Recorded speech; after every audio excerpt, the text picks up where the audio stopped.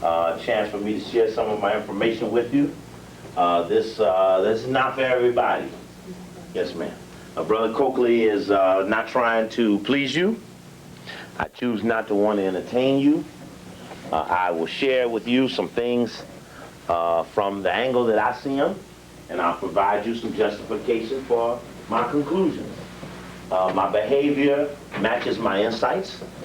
I will ask you to be the same way. If you the Africans, then when some come on the Africans, I'll be expecting you to rise to defend it. If you the Kemetans, and you the staunch defenders of Kemet, then when attack is on Kemet is made, I expect you to stand up and rise for that. If you the preacher, and the devil is your enemy, then I want you to catch some devils to prove you are what you say you are. But the bottom line is you have to be what you say you are. If you ain't up to nothing, say that. That will allow us to compensate for what you will not be. But we can't be what we aren't. And part of our problem is that we have a lot of claiming going on. I know I saw an article here that said they stole $12,000 from the NAACP or something. And in Washington, they done lost $4 million of the money. And I know I ain't never had $4,000 at one time to work with in defending black people, let alone somebody steal some of that. But I will suggest to you this, and if you find a better theory, you bring it forth. That computation of the enemy on that table cannot be met from any angle from amongst our race, for some reason we have chosen not to finger or to materialize against known enemies, and naming the name appears to be one exercise we don't want to go through. We call it the white man, the Jew. You know, the Jew is stopping us.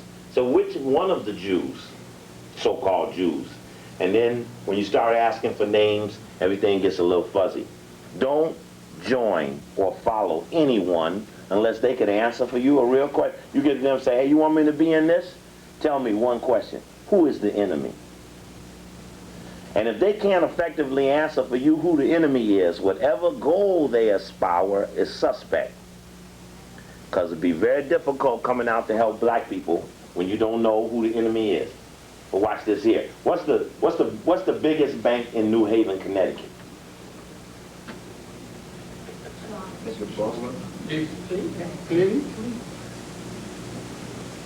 Jeez.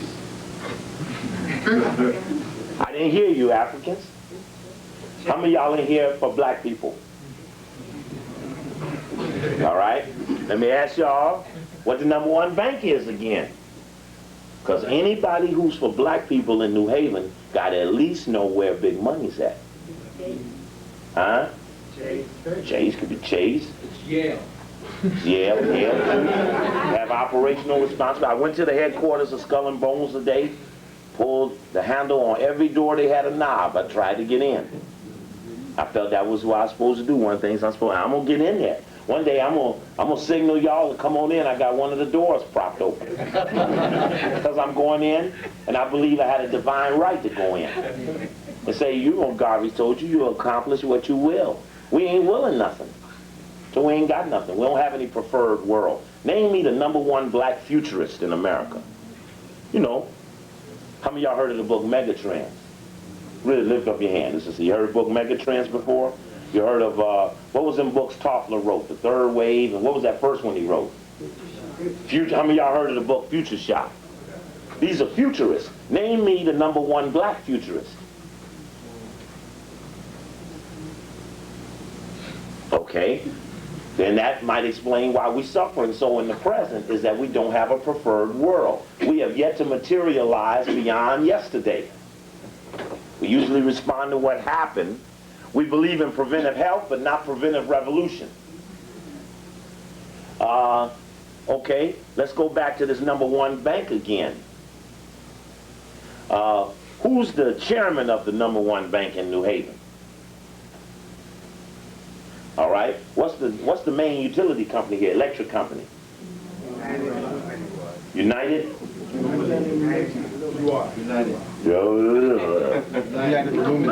United Illuminated. Thank you, Baba. And who's the chairman of it? Dick Grossi is the chairman. Okay? Do you know any of the members of his boards of directors? Got it. Usually be one black. That be on there with the rest of the whites. Now, name me the #1 black utility company in this country. Yeah, don't scratch too hard, it ain't none. Every utility is guaranteed profit 15% by law. How many of y'all got electricity? All right? Right, that's right. And when you control it, it can disappear just that fast. But you can understand what I'm really saying. I don't let people jack me off about how black we are. Because at 4 or 5 questions down the line, I assure you that it'll be just a front. It'd be soft black. Soft black ain't gonna beat aggressive hunky. It just ain't gonna go down like that. And so under those circumstances, we've got to radically change the way one tier of our community has to radically change the way we fortify the rest of the community while they make up their mind about the critical issues that are affecting us. And this tier must emerge, and it must emerge in spite of the leadership. Now, if you look around the room, the leadership don't never come to Brother Cokley's lectures because they never want the people to know they didn't know none of the shit. When Brother Cokley, who got stripped, I done lost everything I ever had 4 times just to get the right to stand here with you. And the leadership know how many times they done left me out there hoping I'd never get to you. See, because once Brother Cokley come, the leadership always feel fronted off. And only it isn't to front them off, but people see the gap immediately. Some of the things Brother Cokley has put on that table on behalf of black people have never been done in the history of our race. In the history of our race, no one ever. Now Malcolm went back, he said, you know, there's a cohesive element of moderate black thinking. I call them the Big Six. Remember him calling them that? Yeah. Marcus Garvey, if you go back and study philosophies and opinions carefully, you see Marcus Garvey knew there was a cohesive element of black sellout thinking, and he called it the group. But they didn't quite know what it was really called. We now know it's the boule, or Sigma Pi Phi. But once we found that in LA in 1990, write this down, July 18th, 1990. Put that down in your notes, because that's the day the LA Times did the front page story on the elite fraternity of black men.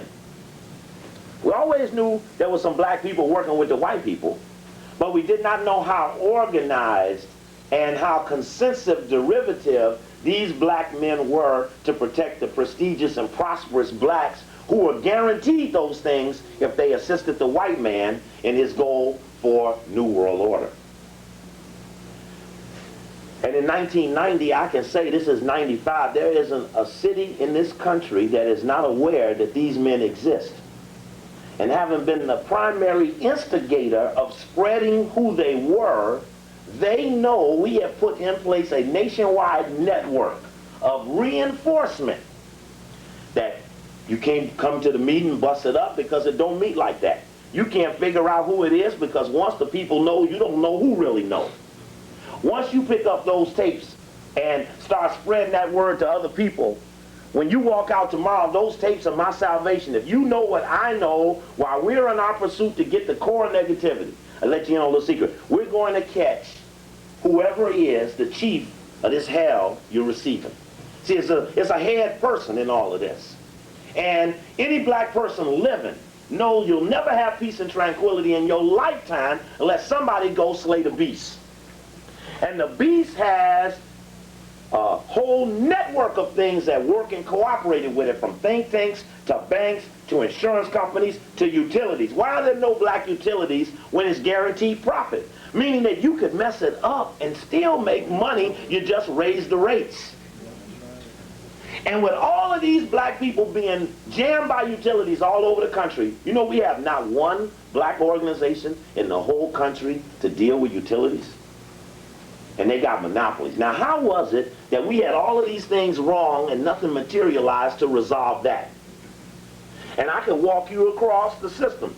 Some people believe in black nationalism. Some people believe in religious justifications. Everybody's got an ideological taint to being unable to cover all of the gaps. The average thing has never emerged that allowed the bulk of the people to be in it. What's the #1 black power organization in New Haven, Connecticut?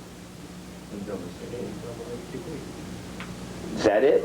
Black power organization. And, right, I was just going to go, and, wrong.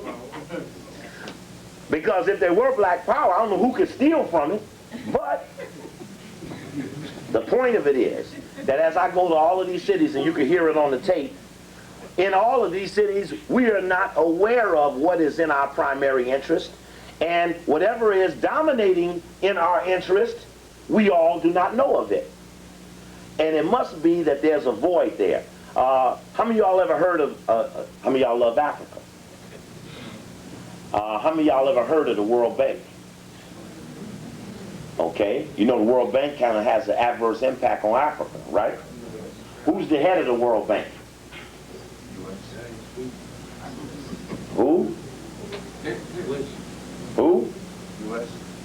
U.S. is a country. Now again, this is back to the name the names principle. Now I can go out here and whip U.S. There's nobody out here named U.S. Ain't nobody named out here the man. Ain't nobody named out here the government. Ain't nobody out here named Hunky. Who is the head of the World Bank? Now I know that the Africans know, because any lover of Africa in the defense of Africa would know who the World Bank is, because every time Africa have a trouble, you'd be willing to put pressure on it. Sit right in the middle of Washington, D.C. on 19th and Pennsylvania. If you come down there for the Million Man March, I'm going to take me a couple of maybe 60, 70,000 up in there. So we got 1 million over here. Why not branch off a couple of 100,000 and let them go to some other places while everybody there? While they're there. State Department, Treasury Department, International Monetary Fund. Wouldn't you like to go to some of them places? Wouldn't you like to go to the headquarters of Worldwide Masonry? Wouldn't you like to see it right there on 16th Street? Albert Pike's body buried right in the wall. Wouldn't you like to go up in there and reclaim some of them Kemetic artifacts that are up in there with Hunky's faces on them? Wouldn't you want to do that while you're there? No, you wouldn't. Maybe you'll go out and find who's the head of the utility company here. And what your sister said, the name, we'll get to what we need now, the board of directors and the dominant stockholders. And the head of the World Bank's name is Wolfenson. He just took over from Lewis Preston, who got cancer, who come from J.P. Morgan, who had taken over for a series of Robert McNamara, A.W. Clausen, Barbara Knoebel, all of them, either Rhodes Scholars, Trilateral Commissioners, Council on Foreign Relations, and of course they're all white too, but they all come from specific institutions that represent families. Just left Pittsburgh. Everything in Pittsburgh is Carnegie Mellon, Carnegie Mellon, Carnegie Mellon. Ask the people who run in Carnegie Mellon, sitting right there with Carnegie Mellon all over the walls, they didn't know. And they're in such trouble in Pittsburgh that the desire to know who the enemy is has been the one trick the leadership ain't taught them. How is it we could have all these organizations, all this leadership, and ain't nobody got the finger on nobody? But then again, could they all be in on it? Nah, I must be paranoid. Couldn't nobody have left you in a state like this long, this late in the game of the Hunky being evil, ugly, and consistently brutal? Could nobody have left the victims in this kind of position by accident? Right, Deacon Stel Farrakhan stay out of New York so he can win the election. Wilson Good in his autobiography said if he didn't back them Hunkies up who killed them people at the move, they was going to kill him. Bradley was mayor of LA for 18 years, groomed no one to replace him, because he never felt it was his in the first place. When we finally got one like Harold Washington, he had this mysterious heart attack 4 months into his new term, and all them niggas made 100,000, 110,000, 70,000, 90,000 because he was mayor. Not a one of them would even take the time after he died to find out how they lost those salaries They just went on and went to accommodate themselves or suffer some other way. Didn't even stop to see what happened to the brother, which is why I'm not an advocate of let's go get the mayor and beat the white people. That's not going to do it, because one way or another they'll destabilize the false government. Okay. If you get the tape Revolution 101, Brother Cokley's at that table, you will hear him say that the foundation of this country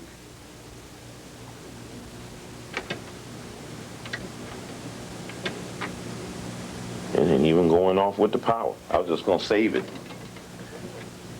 Okay. Foundation of this country is the Constitution. Let me hear you say that. No, that's not what I said. I said Constitution. Now let me hear you say it. All right. It sits right there. Now I don't care which of the hunkies we fuck up. There's something in the formula that gets one to replace the other one. So if we're ever going to whip the whole thing, we got to whip the paperwork, not the individual. Because the paperwork holds it all together. What would America be like without the paperwork?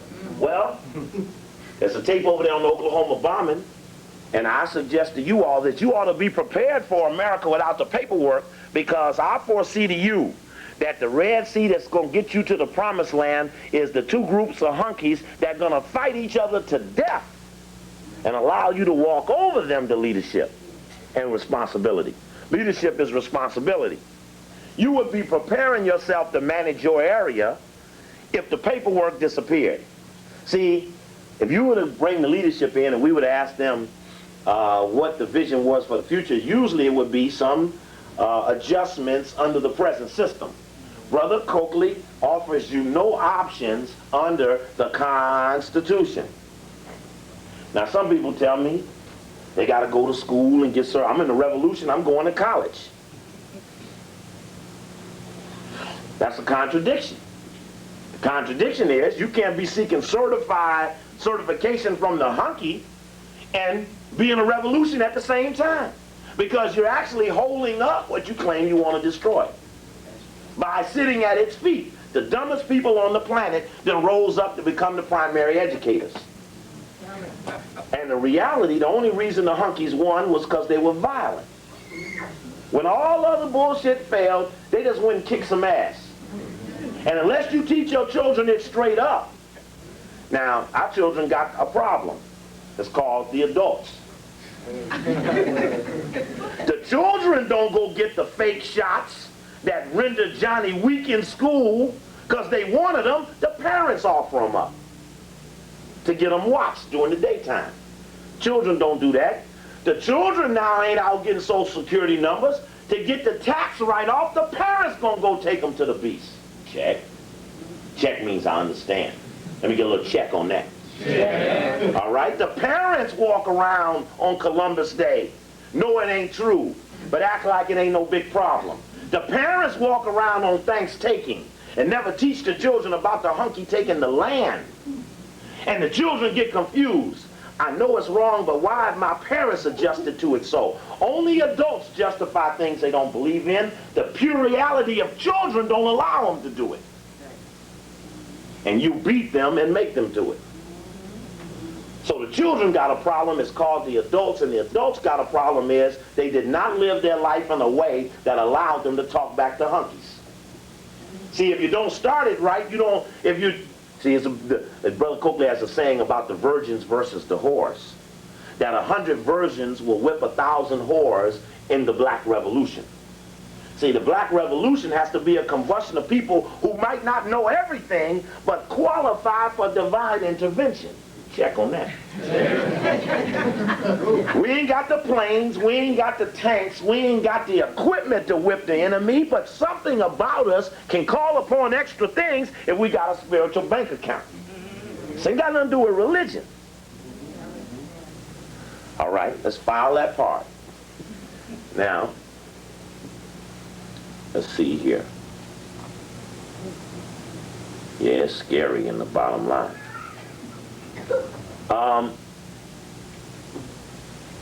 Well, I went down there early in the day to High Street to take a look at the Skull and Bones headquarters. There's a tape I have up here that we shot a couple of weekends ago in New Orleans at the Grand Lodge of Louisiana. Now there's got to be a big white lodge here where all the white Masons hang out at. You know where it is? Where's the big white Masonic Scottish Rite Lodge at? Whaley Avenue. What's that? Whaley Avenue. Whaley Avenue and what? Orchard. And Orchard. That's the big white one. Not Orchard, Henry Street. Henry. Yeah. Now, if you go, is that correct? Let me get a check on that or no check, we don't know. Whitney Avenue. Whitney Avenue. Whitney Avenue, huh? Whitney and what? Bishop or... Yeah, somewhere right. Somebody, yeah. Okay, now, do you have a police problem in New Haven? Do you or don't you? Give me some check. Yeah. All right. Now, who's the police chief? Nick Pastor. All right, so you're right. That's his job. Because that's his job. He's supposed to know what's on his area. But who runs Nick? Now, Mayor. now see this Stefano, that's a famous mafia name. There's a big family like that out of Chicago was gangsters. Now here they got the casino coming. I mean the gangsters coming. All right. And but I bet you somewhere over at your Scottish Rite Masonic Lodge, the law enforcement element, county sheriffs, bailiffs at the court, clerks at the court, the police, the fraternal order of police, the police chief, the local Army Reserve commanders, right? All are in the lodge and work for the police. Part of resolving your police problem, sometime you're going to have to go up in the lodge and make clear in the lodge room that you know where the decisions are made and you'll work at any side of the yard to get what you're looking for, justice. But if you got a police problem and you go to that lodge, Hunky's going to have a special meeting to figure out how you knew where the police chain is jerked. So next time I come here, you should tell me who is head of that lodge. You were short on being able to identify where it is. And it sits on streets that mean something to the secret society. So if it's on Whitney Street, what was Whitney's role to the secret society? It don't sit on no idle street. It don't have no arbitrary address. It's all encoded. And it means something to everyone who's in the society. This illegal document is the result of an illegal secret society. They were white Freemasons. And they were anti-black. We know that. Is that check or no check? We're in the grand jury. You're the grand jury. Brother Cokley is prosecuting white supremacy. I offer before you Exhibit A, the... All right. And I suggest that illegal document Exhibit A, the Constitution, has provisions for its destruction. Check or no check? Check. And the self-destructive mechanism of it is, if it ain't working right and does not uphold the phony ideals it espoused, then you have a duty and responsibility to destroy it. No, we don't change it. Clinton come in on change shit happen. Change is a political ploy. Change means give me your money. So, you know what they do when they get the drug dealers? What do they do when they get a drug dealer? They come in, they say, oh, this is your house, this is your boat, this is your car. You got these through your drug sales in the name of a RICO, racketeering charges. I not only put you in jail and charge you, I seize all these things, right? Okay. And why do they seize the things? Because they were gained as a result of the illegal criminal enterprise. Check? Check. Therefore, I offer before you the supposition that this thing called United States is an illegal criminal enterprise because a minority of white men wrote laws that adversely affected the majority. In no place on this planet called Earth does a minority have a right that supersedes that of the majority. The 13 so-called colonies wrote laws that adversely affected the 160 million people that were beyond their reach. And so, in the reality, there is no law that allows that, which is why you see the hunkies on the sneak giving them casinos.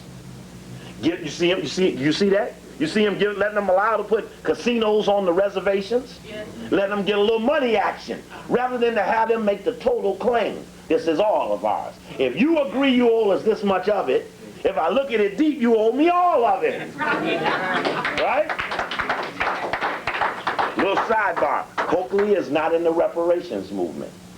I'm not in the reparations movement. I don't believe in it. I don't believe a hunky can pay his way out of this. It's not an amount I could think of. Look at the variations in our hue colors. I couldn't sell out none of them who suffered to make this possible on some money, because all he do is start a Persian Gulf War, and the oil at $25 a barrel would then be worth $50 a barrel, and all he did was put out 3 press releases and send some boys over there to get shot up. He can do it because he did it. Anyway. So when Brother Cokley come, I don't have, people say, what we're going to do. I don't know what you're going to do. I'll tell you this, you don't even have to be for this, but don't get in his way. Brother Cokley come to share information with you, but also to warn you. Don't be out there on the fake side on this battlefield. Right. If you ain't into it real deep, when you see it come down, step on to the side. Some people will emerge to fill the void if you declare there is one.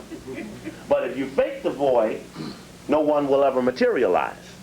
Now, let's go back. This country, inside of this country, was a group of the white men who were in a secret society. They actually didn't tell the other white men they were all Masons and stuff. If you go down to D.C. in Alexandria, Virginia, right across from the Washington National Airport is the George Washington Masonic Memorial Temple.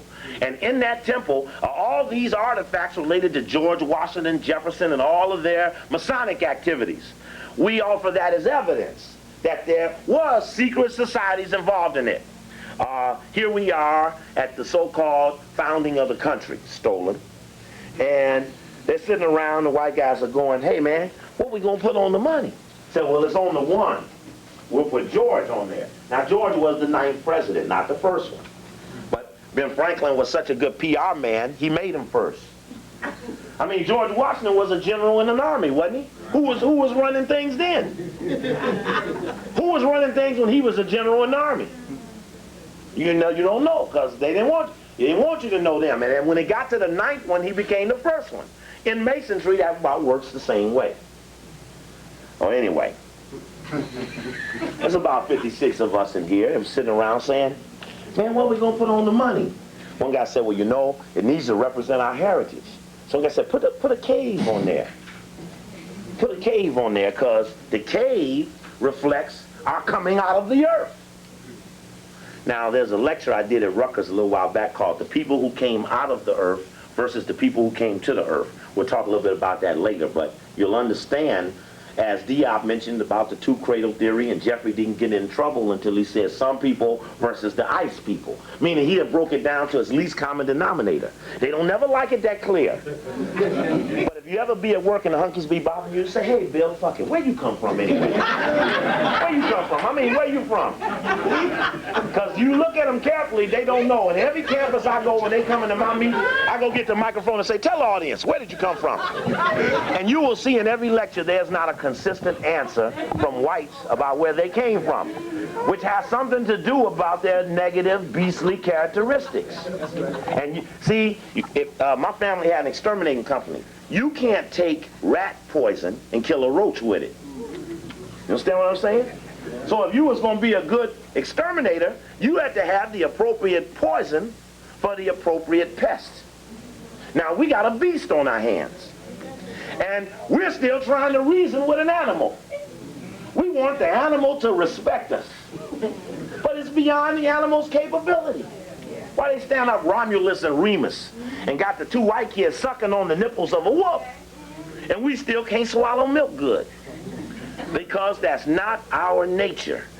And we're functioning, we know we got a pest, but we got the wrong juice. So we got to bone up to that. The same way you got to bone up to cancer. If you go see the doctor, and the doctor say, excuse me, miss, you have cancer of the breast.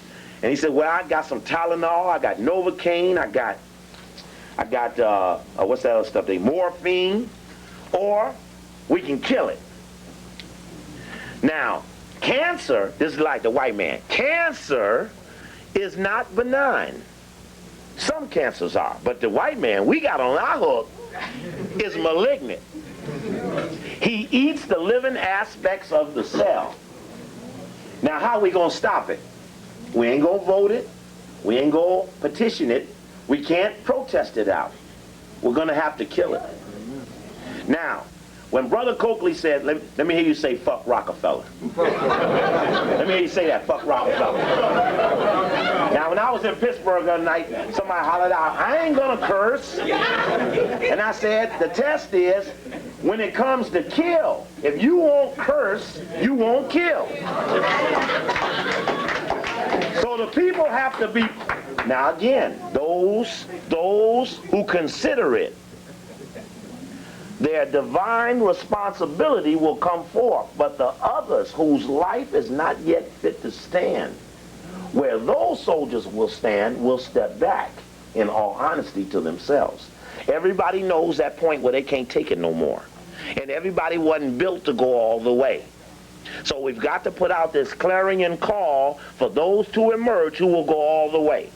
Now, if you walk up on a 60% brother, there's nothing wrong with that. If you're an organizer, your skill is to get 59 out of them.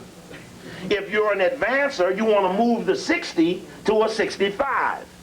Every time you walk up on somebody, they fit somewhere in the scheme of consciousness. You got to learn how to work them. We're a community without organizers. We have what we need, but the gellers must emerge who weave these things together.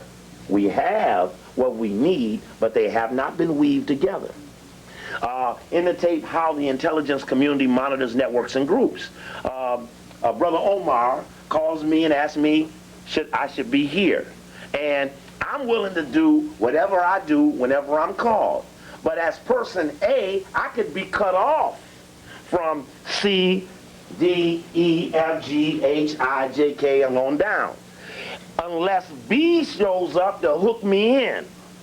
When the intelligence community wants to destroy the people, they can isolate the individuals or the principles, the person A's, as long as they block and knock out and don't allow to emerge the B's or the gellers and the mergers.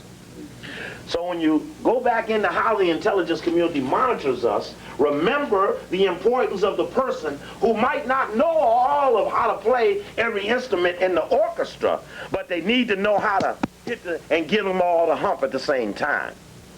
And we're in a call for that level of emergence, because we're dealing with an evil, negative, secret society. So in this case, we lay claim to everything this illegal criminal enterprise has gained, just as if they were drug dealers, and they did that too. So we lay claim to everything that the 13 states got past 13. That leave how many states that we take over on claiming the RICO case?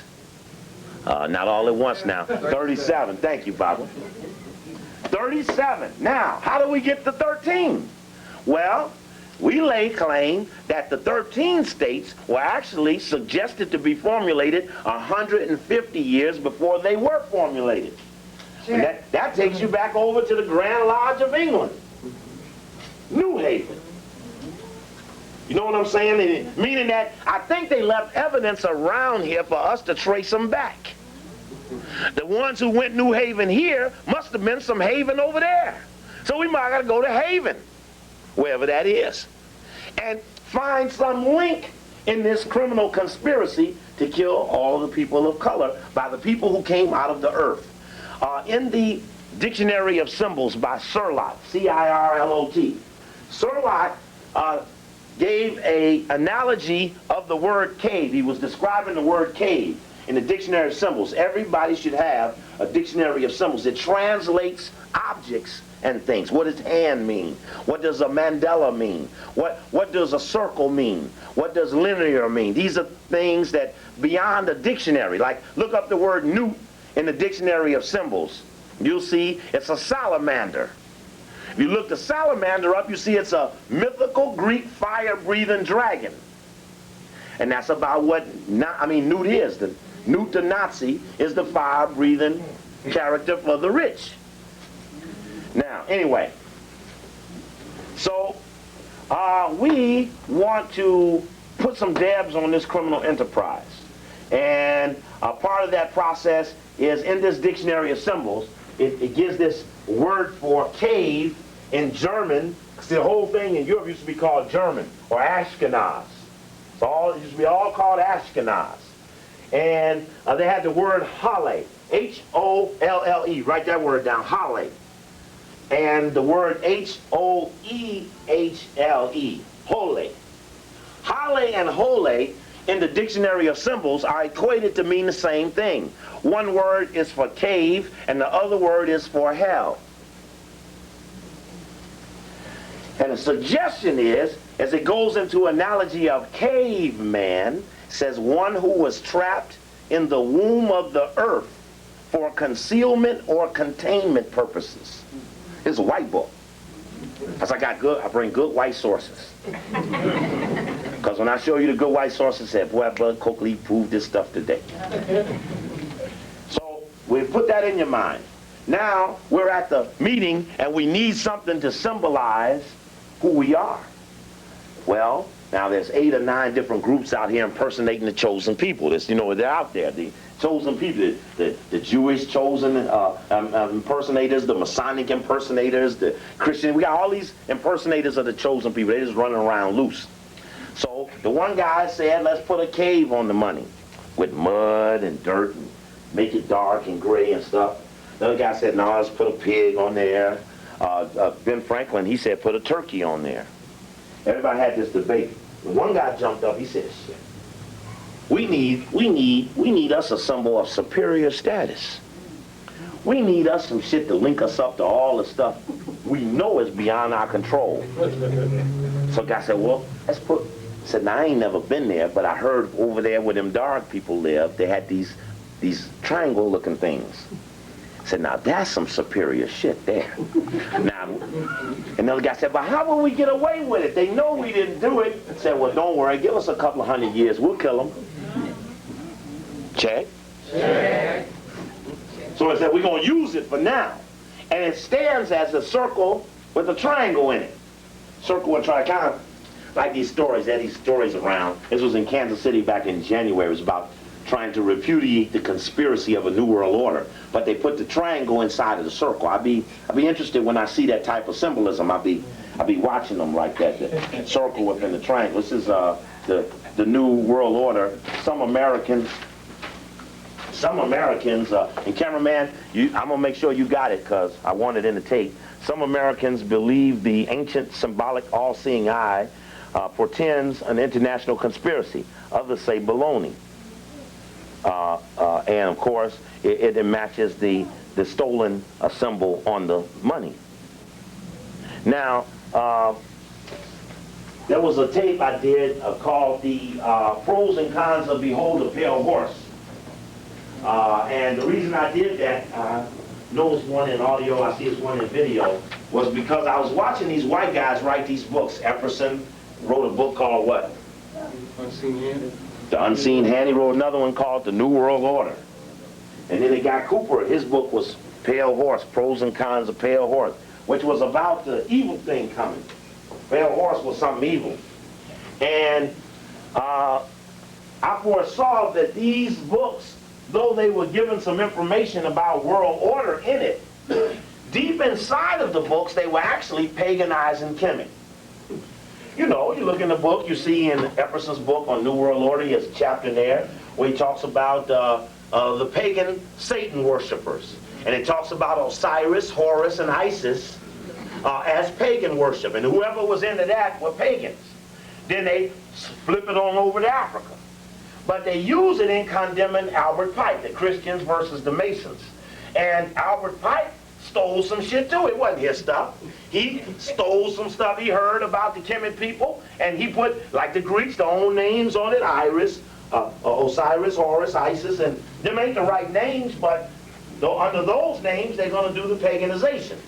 And what it suggested was, again, whoever really worshiped those things were evil people. And then, of course, comes the movie Stargate. You will probably rationalize that it was just an old dumb movie.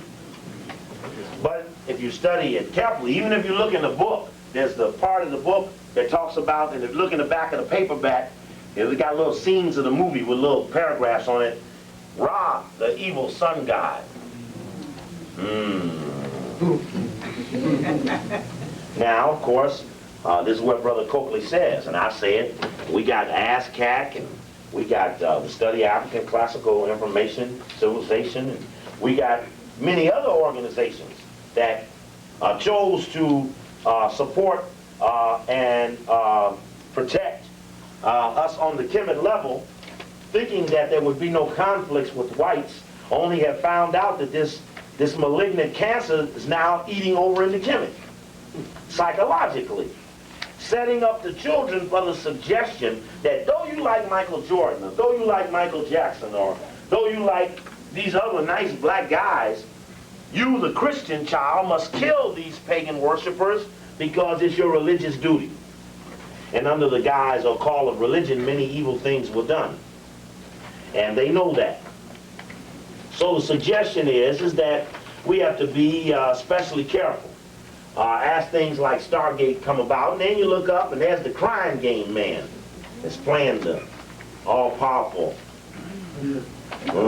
Man, then they finally snatch a mask off of one of the builders, one of the Ra's key people, and it's the most Kemetic looking brother of all of them. And the white people, the builders of the pyramid, beat him up.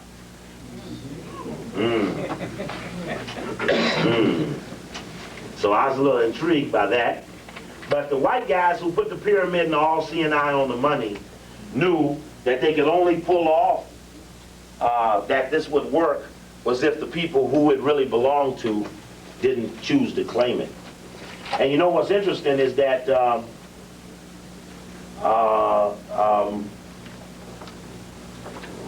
pyramid and all-seeing eye, and if you read some of these articles speaking against it, you'll swear that it was a white thing, the way they have set it up in so many different directions. I was looking for the ad from the movie Stargate, just to show you that if you ever go back and see it, it's a circle with a triangle in it. It looks much like the dollar bill, and the suggestion is clear that if the white man was ever to get to the bottom of the pyramids, he admitted in the movie that these pyramids were not cemeteries like he had been suggesting to others, where a bunch of dead people were buried. But what they actually found out that these people who came to the earth seemed to have some way to get back and forth from the earth. Yeah. And that the white man, it was beyond his understanding of how this would work. And he knew if he ever left here to go wherever, he would find what castigated his ass to earth anyway. So he didn't want to go there, so they told the white boy, said, when you get to the bottom of this time transfer move, what do you tell him to do? Blow it up. Thank you, Baba. Said, blow that shit up, because we don't want nobody to dig on that. And you look up, there's 5, 6 movies on time travel. Time Cop, Terminator 2, all these movies talking about transferring between one life and another. Now, I was intrigued by the fact that they would suggest that in the public. Now, I mentioned earlier, somebody asked me, what did I think about Ebola? And I mentioned that they don't respect the people much anymore. The turnaround time on when they prep our mind for what they make in reality is short. You got Hot Zone on, Hot Zone is the #1 book, then it goes to Outbreak, the #1 movie, and then just in case you didn't go to the show, they put Virus on TV so you wouldn't miss it, unprecedented duplication of effort. And then the next week, here come Ebola after 25 years. And the people say, brother, what you think is up with this Ebola? I said, well, damn, after 25 years, here come the movies on all levels, and then here come the virus? I mean, how staged could it get? But the other point is how disrespectful they have become, that they do not even fear us catching on to the trickery. It doesn't even It doesn't even matter to them anymore. They can just run it 3 days apart, and the people say, isn't that something that movie come out and that virus showed up? Like, wasn't that a great accident? Turnaround time is short. Turnaround time is short, and that's a level of disrespect. Anyway, so when you stack inside your thinking about what Brother Cokley thinks about some of these things, you reference it by agreeing that everybody's got a different way of thinking how it's going to be resolved. I do not believe it'll be resolved as easily as has been suggested, and that we need to change our methodology. No, wants to say two. Okay, gotcha. Now, I'm going to, don't forget our theme for the night. Fuck, Our theme for the night. Don't forget the theme for the night. I said, what did he talk about tonight? He said, fuck Rockefeller. A whole bunch of times. Now, you know what scares me the most is that up in New York, they don't fuck with Rockefeller at all. You can't get 20 people in New York to go mess with a Rockefeller. No, the Council on Foreign Relations up there, the Trilateral Commission up there, people in New York know enough about Rockefeller, they don't mess with him.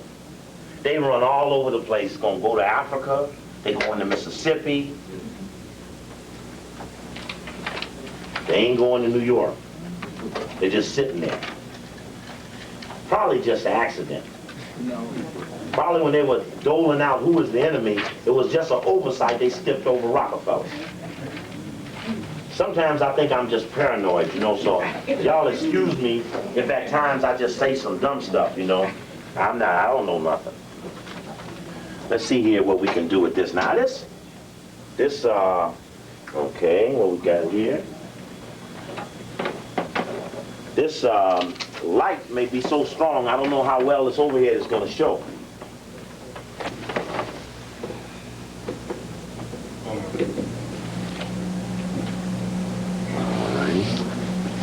Let's see here, maybe it'll show better if I pull it out a little.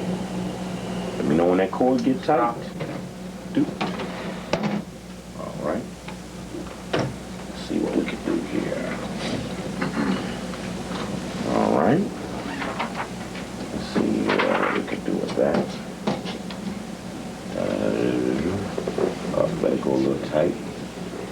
Out of control.